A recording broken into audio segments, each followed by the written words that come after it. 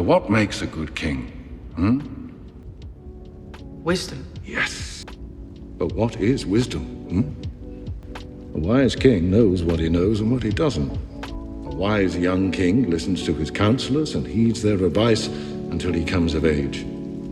And the wisest kings continue to listen to them long afterwards.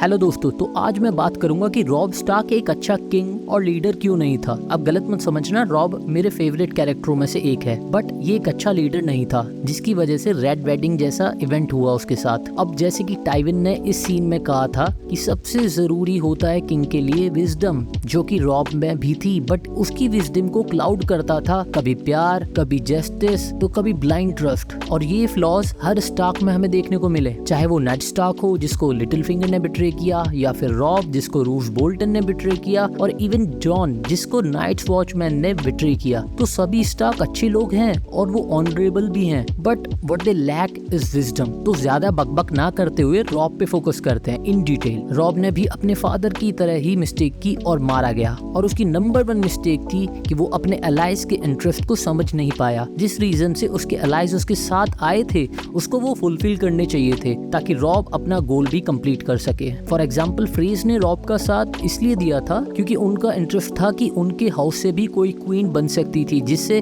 उनके house की power में growth होती। और रॉब को ये समझ लेना चाहिए था कि फ्रेज सिर्फ अपने फायदे के लिए उससे जुड़े हुए हैं, बट रॉब क्या करता है, प्यार में पड़ जाता है, जिससे फ्रेज को ये क्लियर हो जाता है कि अब उनके हाउस से कोई क्वीन नहीं बन सकता, जिससे उनके बिट्रेल की शुरुआत होती है। नंबर 2, कैटलिन को अपनी दोनों बेटी वापस चाहिए थी, और जब उसे ब्रैन और रिकन की मौत का पता चलता है तो वो आर्या और सांसा को वापस पाने के लिए काफी डेस्परेट हो जाती है। अब इसी इमोशन में आके वो गलती कर सकती है, ये बात रॉब को पता होनी चाहिए थी, और कैटलिन को वेल उसकी बहन के यहाँ भेज देना चाहिए था, बट वो उसको अपने कैंप में ही रहने देता है, और कैट जेमी को फ्री कर देती है, और जिसकी वजह से टॉरिन कास्टार्क मरता है और केओस फैल जाता है। अब यही ले जाएगा हमें रॉब की 3rd मिस्टेक पे। अब टॉरिन कास्टार्क के मरने पर रिकार्ड कास्टार्क, उसका बाप, जेमी को मारना चाहता है। ये काफी नेचुरल बात थी, और रॉब रिकार्ड को ऐसा कुछ करने के लिए मना कर देता है, जिसकी वजह से कास्टार्क रॉब से कटना शुरू हो जाते हैं। अब रिकार्ड जेमी को मारना चाहता है, बट तब तक केटलिन जेमी को भगा देती है, और रिकार्ड कुछ लैनिस्टर बच्चों को मार देता है। अब रॉब यहाँ रिकार्ड स्टार्क को ये एश्योरेंस दे सकता था कि जब वॉर खत्म होगी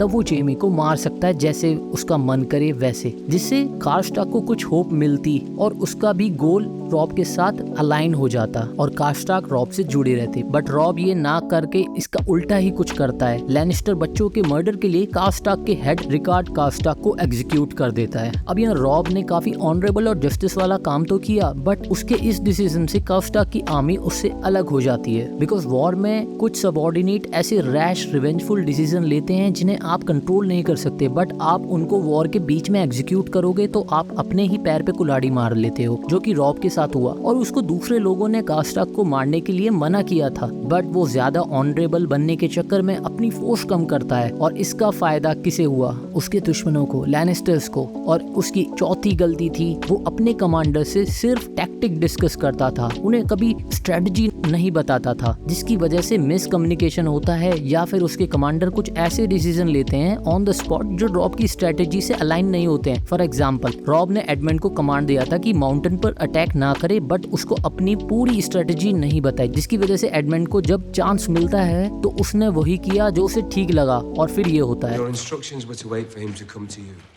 I seized an opportunity. What value was the mill? The mountain was garrisoned across the river from it. Is he there now? Of course not. We took the fight to him. He could not withstand us. I wanted to draw the mountain into the west, into our country where we could surround him and kill him. I wanted him to chase us, which he would have done because he is a mad dog without a strategic thought in his head. I could have that head on a spike by now. अब ये एक अच्छी strategy थी, but Rob Stark जब तक अपने commander से communicate नहीं करेगा देन ऐसे ही चूतियाब होते रहेंगे। बट इन सभी गलतियों का सम टोटल निकला क्या, रेड वेडिंग, जहां उसके ही कमांडर रूस बोल्टन ने उसे बिट्रे किया, जिसमें फ्रेज भी शामिल थे। और यही सब चीजें हैं जो रॉब को एक्सट्रीमली फ्लॉड बनाता है एज अ लीडर। तो अगर आपको वीडियो अच्छा लगा तो लाइक एंड सब्सक्राइब। मैं ऐसे ही और गेम ऑफ थ्रोन और हाउस ऑफ ड्रैगन से रिलेटेड वीडियो लाता रहूंगा। तो मिलते हैं नेक्स्ट वीडियो में, बाय।